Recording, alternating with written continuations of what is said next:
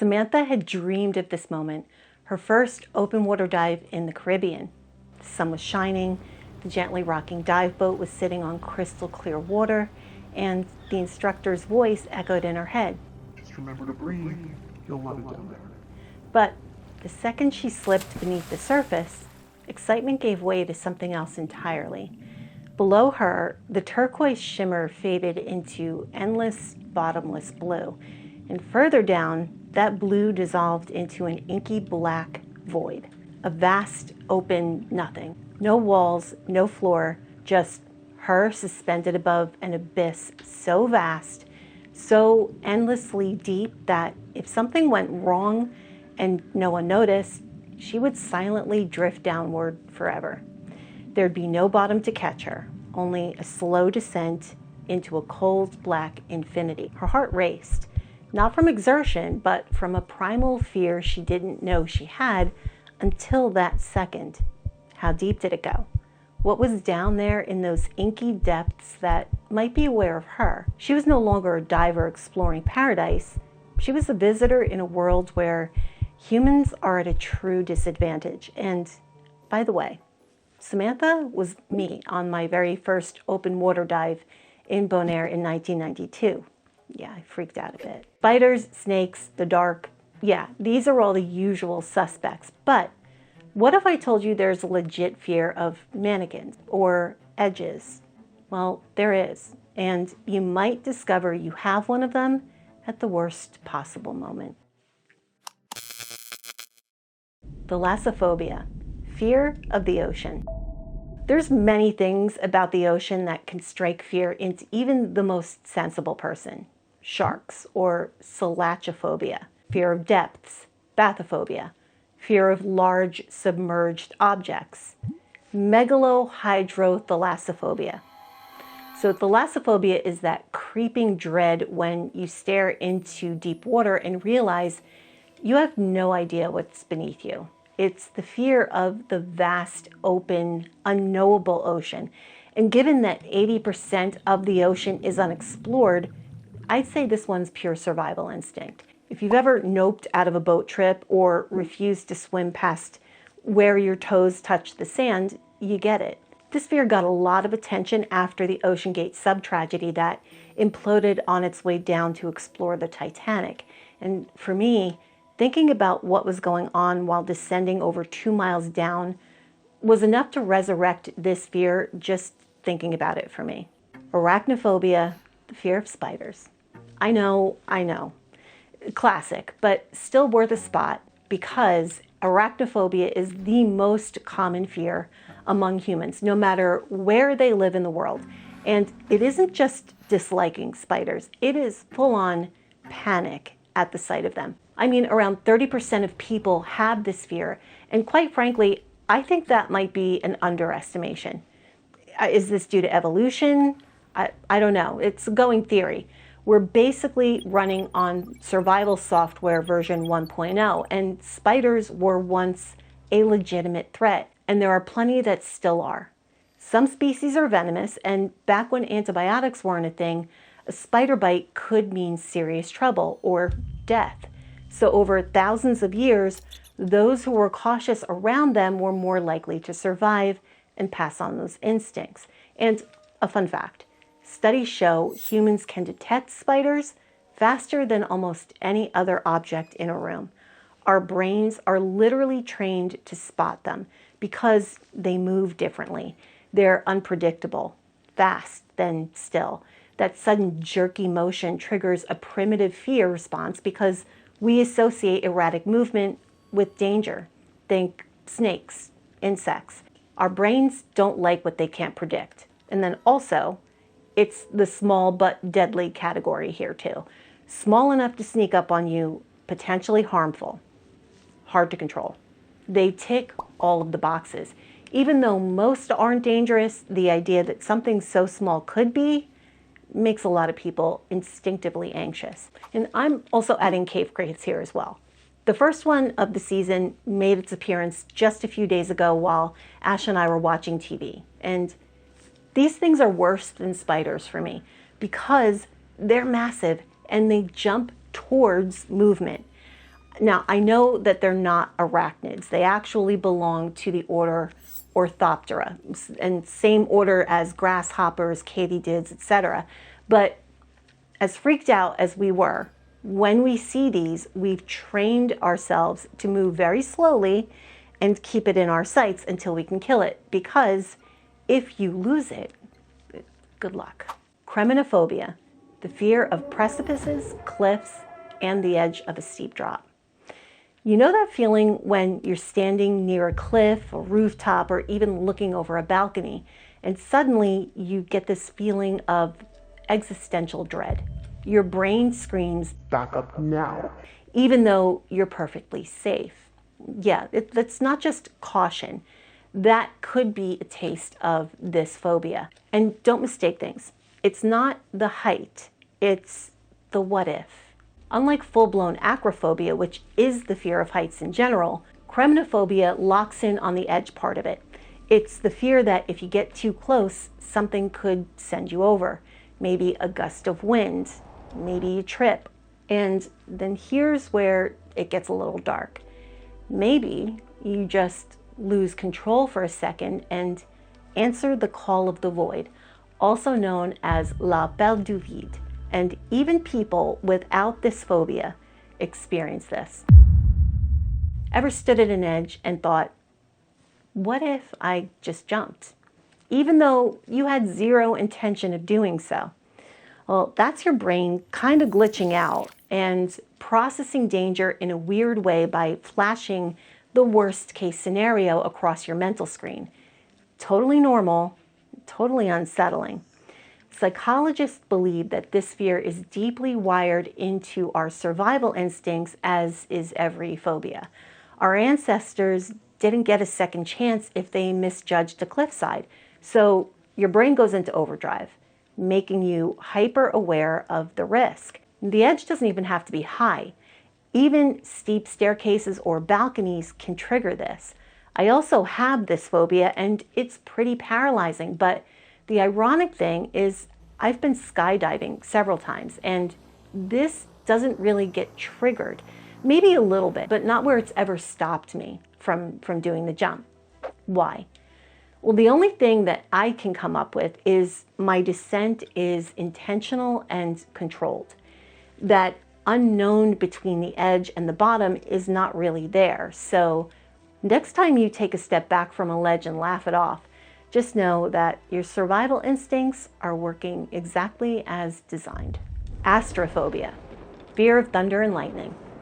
So some people watch thunderstorms from their porch with a cup of coffee, and others are counting the seconds between lightning and thunder, curled up in their bathtub like it's DEFCON 1. Astraphobia affects both kids and adults and pets. It's not just being jumpy. It can cause a full-on anxiety attack every time the sky gets moody. Humans and animals are naturally startled by loud, unexpected sounds. Thunder is deep and booming and impossible to ignore. For people with heightened sensitivity to noise or anxiety, this constant jolt to the nervous system creates a conditioned fear response. This can also develop due to past trauma or a negative experience, such as getting caught in a bad storm as a kid. These experiences can anchor fear deep in the subconscious, especially if you felt helpless when it happened. Storms are unpredictable. You can't stop them, you can't control them when they hit, and you don't know how bad they'll get. And for some people prone to anxiety, that loss of control feeling can make storms unbearable, turning a weather event into a personal crisis. Triskaidekaphobia, fear of the number 13. This one has hotels redesigning their floor plans and people refusing to schedule appointments. Most brush it off as just superstition until you realize how many places actually go out of their way to avoid this number. And trust me, it's not by accident. No 13th floor? You're not imagining it. Over 80% of high-rise buildings in the US skip labeling the 13th floor. Elevators will go from 12 to 14, but spoiler, the 14th floor is still technically the 13th floor, but hey, whatever helps you sleep at night. Airlines play along here too. Some airlines skip row 13 entirely. So if you're booking a flight and notice it jumps from 12 to 14, you likely didn't miss it. They're just making sure no one's freaking out mid-flight, realizing that they've booked that row by accident. And if you think it's just hotels and airlines, you'd be wrong. You won't see a room 13, gate 13, or seat 13 in hospitals, theaters, or racetracks either. Friday the 13th is also the official bad vibes day. Some businesses report lower sales, fewer bookings, and more cancellations on this day because people don't want to tempt fate. In fact, it's estimated that $800 to $900 million is lost every Friday the 13th due to people avoiding travel, business deals, and major life events. Why 13 though? Well, historians think that the fear goes way back. Norse mythology, where Loki crashed a party as the 13th guest and got another god killed. Or maybe the Last Supper. Judas was the 13th guest. The Knights Templar were also massacred on October 13th. When superstition becomes phobia. Now, most people just find 13 spooky and avoid it for fun, but for someone with true Triskaidekaphobia, it's way more serious. We're talking legit anxiety, panic attacks, or avoiding entire situations if that number pops up. Birthday on the 13th? Nope. House number 13? Pass. Table 13 at a restaurant? Takeout sounds great. Automotonophobia. Fear of humanoid figures. You ever walk past a mannequin and swear it moved? Well, welcome to Automotonophobia. The fear of anything that looks human but isn't. Mannequins, wax figures, animatronics, they all trigger that something's not right vibe. This is also why the uncanny valley effect makes us all crazy. Our brains are wired to recognize faces. It's a survival thing. But when something looks almost human, it triggers discomfort. Basically, your brain goes, that's not a person. Wait, no, is it? It's not. But wait, is it? It's the suspense of not knowing if this lifeless thing will suddenly spring to life. Common triggers for Automotonophobia are mannequins in stores, especially when they're missing limbs. Why is that always worse? Wax museums, because who really wants to be surrounded by silent celebrity clones?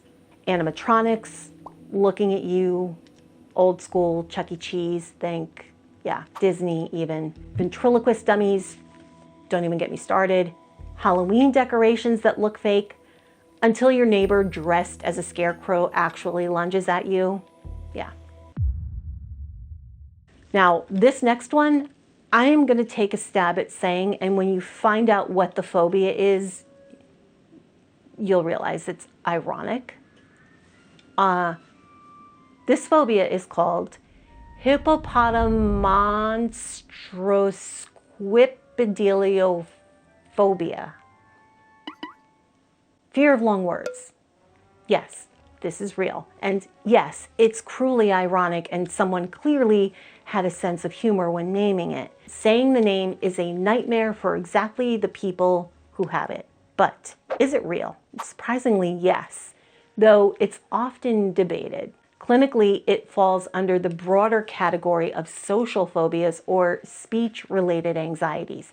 People with this fear aren't just annoyed by long words. They experience genuine anxiety when faced with them. So where does this fear come from? Well, first, it's the fear of embarrassment.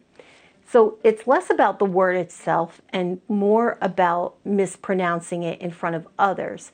Imagine being at school, reading aloud, and stumbling over a word like anti-disestablishmentarianism while everyone stares. That moment sticks. And public speaking anxiety is also coming into play here. Now, people might avoid certain books, academic topics, and conversations just to steer clear of complicated language. Why the ridiculous name here? Let's break it down. Hippopotomonstro is something large or monstrous. Sesquipedalian is a term that literally means 1.5 feet long, obviously used to describe this long word. And then phobia just translates to fear. So a monstrous giant word phobia. Cruel? Absolutely. Accurate? Unfortunately. Ergophobia, fear of work. Some might just call this Monday. But ergophobia is a real fear of the workplace, whether it's anxiety about tasks, social interactions, or performance pressure. This triggers panic in people. Now, are the Sunday scaries a related phobia? I'd say definitely yes. So how many of these phobias called you out? Don't worry, you're in good company. Fear is hardwired into our brains for survival, but sometimes it's just a little too creative. And if any of these hit home, drop a comment. I would love to know which one surprised you the most. And hey, if you're navigating anxiety or stress or a health issue, you can now book a call with me and talk it through over at lucidmedhub.com, and I can maybe help you make sense of it all. So check that out, and I'll see you in the next video. All right, so let's go through some of these phobias here. So we know we did Thalassophobia, fear of the ocean. Then there's Ophidiophobia, fear of snakes. Cynophobia is the fear of dogs. Really? All right, we did fear of thunder.